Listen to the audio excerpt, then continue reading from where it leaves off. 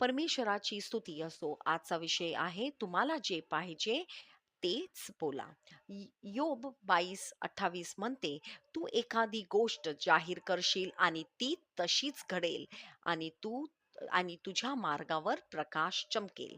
Pastor Chris शिकवतात, देवाने आपल्याला वचन बोलून जग निर्माण केले आणि तुम्हालाही तसंच बनवले, की तुम्हीही त्याच्यासारखे बोलावे. म्हणजे तुमच्या शब्दात सामर्थ्य आहे. बायबल म्हणते, आम्ही विश्वास ठेवतो आणि बोलतो." 2 कोरिन्थिकरास 4:13. त्याचा अर्थ विश्वास बोलतो.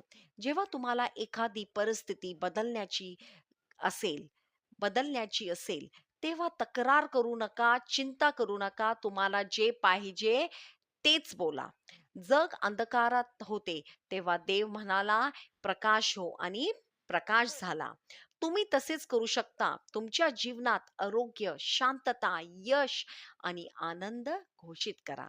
जेव्हा तुम्ही देवाच्या वचनावर ध्यान करता, तेव्हा ते तुमच्या हृदयात भरते आणि तुम्हाला योग्य शब्द बोलायला मदत करते.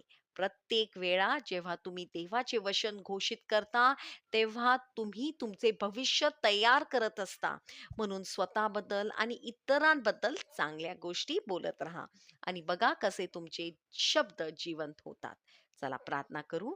माझ्या मागे म्हणा, प्रिय स्वर्गीय पिता, तुमचे वचन दिल्याबद्दल आणि तुमच्या सारखे बोलायला शिकवल्याबद्दल धन्यवाद.